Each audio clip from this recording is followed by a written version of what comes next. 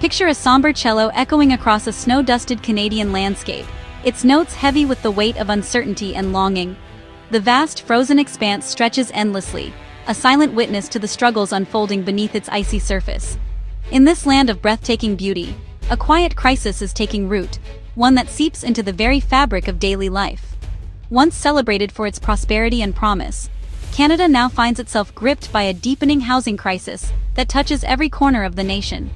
Streets that once bustled with optimism now echo with uncertainty, as families face the harsh reality of unaffordable homes and neighborhoods in decline.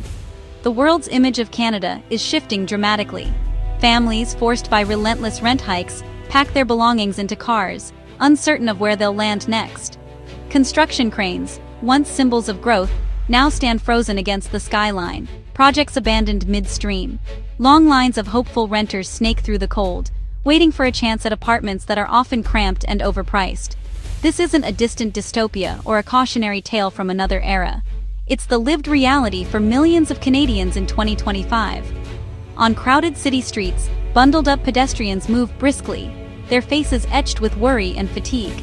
The dream of a stable home is slipping further from reach, replaced by anxiety and frustration. The crisis is more than a local tragedy. It's a warning to the world.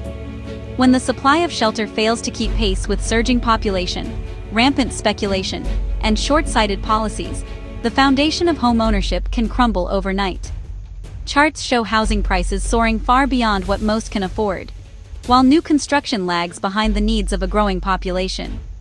Canada, once a beacon of progress and stability, now stands as a stark case study in how quickly security can unravel, even in the most developed and admired nations.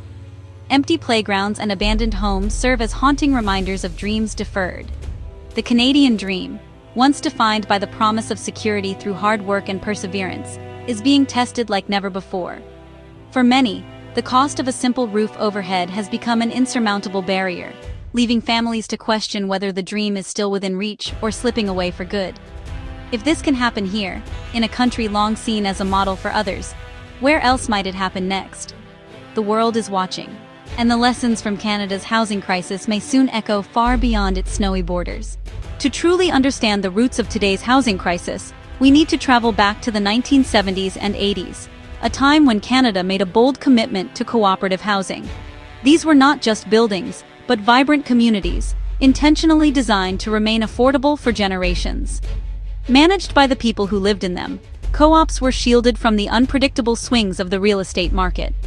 This approach offered stability, dignity, and a sense of belonging to thousands of families who might otherwise have been left behind. The government's investment in these projects was seen as a promise that everyone deserved a safe, affordable place to call home. But as the decades passed, priorities shifted.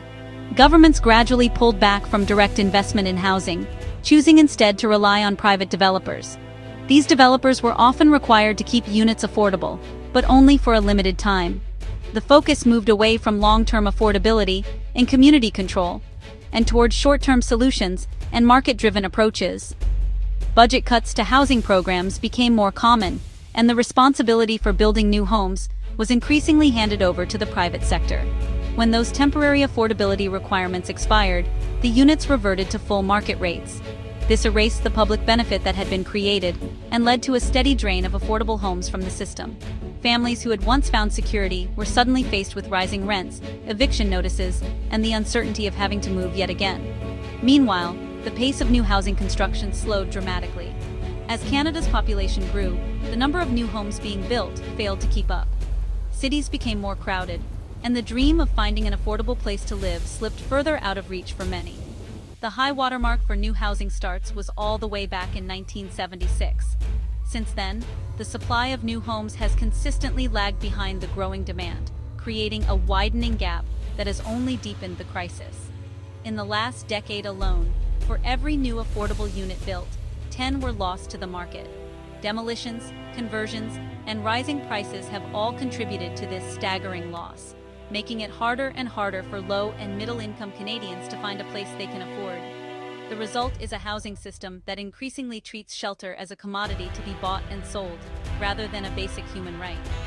The contrast between gleaming luxury condos and growing homeless encampments is a stark reminder of what's at stake. This crisis didn't happen by accident. It's the direct result of decades of policy decisions, choices that have prioritized profit and speculation over stability, affordability, and the well-being of ordinary Canadians.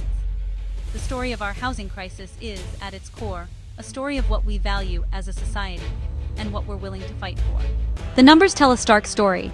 Canada's population surged by 1.23 million in 2023, marking one of the fastest growth rates in the country's history. This unprecedented influx of new residents has put immense pressure on cities and towns from coast to coast, as communities scramble to keep up with the demand for housing, infrastructure, and essential services. Yet, despite this explosive growth, only 245,000 new homes were started that year. That's a staggering ratio: 5 new residents for every home built. The gap between people arriving and homes being constructed is widening, leaving many Canadians with fewer options and driving up competition for what's available. Even as population growth slowed slightly in 2024, the housing gap remained at crisis levels. The ratio of new residents to new homes is still double the historical average, a sign that the system is struggling to catch up. Decades of underbuilding have left a backlog that can't be fixed overnight. The result? Soaring prices and unaffordability, not just in Toronto and Vancouver, but now spreading to smaller cities, towns, and even rural communities. What was once a big city problem is now a nationwide emergency. The crisis has become truly national, touching all 10 provinces and every demographic. From young families to seniors, more Canadians are feeling the squeeze, with many forced to make tough choices about where and how they live. In 2025, a brief surge in housing starts offered a glimmer of hope, but experts caution that these numbers reflect decisions made years ago, not a real-time response to today's urgent needs. The pipeline for new homes remains slow and unpredictable. The mismatch between supply and demand is only getting worse. Each year, the gap grows wider, making the challenge of providing affordable homes even more daunting for policymakers and builders alike. As prices continue to climb, families are being pushed to the brink, some forced to leave their communities, others delaying major life milestones, and many struggling to find a place to call home. The system is stretched to its breaking point. Government agencies and support services are overwhelmed, and the most vulnerable are at risk of falling through the cracks. Canada is struggling to build its way out of a crisis it helped create. The challenge ahead is enormous, and the stakes have never been higher for millions of Canadians. The crisis isn't uniform. 2025 data reveals a fractured landscape. Montreal saw a 212% spike in housing starts, driven by multi-unit rentals, while Toronto's starts plummeted by 69%, signaling a worrying slowdown. Prairie provinces like Alberta and Saskatchewan are booming, attracting migrants and ramping up construction. But rapid growth strains local infrastructure, risking the import of housing problems from Ontario and BC. Regional fragmentation means no one-size-fits-all solution. Federal strategies must adapt to local realities. Canada's housing crisis is a patchwork of local emergencies, each demanding a unique response. The housing crisis is now Canada's defining political issue, forcing leaders to balance ambitious immigration with the urgent need for affordable shelter. The federal government's national housing strategy recognizes housing as a human right, but critics say actions haven't matched rhetoric. Reliance on private developers for temporary affordability continues, while permanent solutions lag. Jurisdictional divides between federal, provincial, and municipal governments create bottlenecks and finger-pointing. Ottawa is now tying funding to housing targets, pushing provinces and cities to cut red tape. This assertive stance creates friction, but also signals a shift. The outcome will shape whether Canada can build a future where everyone has a home. The economic fallout is stark. Rising housing costs are dividing Canadians into owners and renters, stifling mobility and draining wealth from the young to the old. Housing has become a speculative asset, attracting investors and driving prices ever higher. Businesses struggle to attract workers who can't afford to live near their jobs, fueling labor shortages and slowing growth. Consumer spending drops as more income goes to rent or mortgages. A brief construction boom in 2025 offered hope, but economists predict a slowdown as interest rates rise and population growth moderates. The economy is now hostage to a dysfunctional housing market. Without real reform, the future looks increasingly uncertain. Beyond the numbers, the crisis is tearing at Canada's social fabric. For young Canadians, Homeownership is a fading dream. Generation rent faces a lifetime of paying landlords.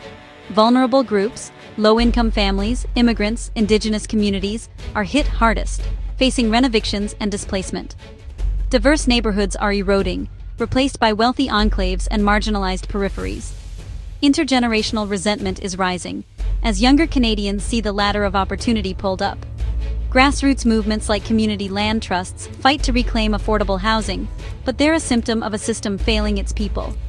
The crisis is changing not just skylines, but who gets to call Canada home. Experts agree, Canada's current path is unsustainable. The gap between population growth and housing completions can't continue without severe consequences. Some call for a dramatic boost in construction. Others say the real issue is land speculation and the need for community-controlled models like land trusts. Even positive news, like the 2025 construction surge, is tempered by warnings that these are lagging indicators.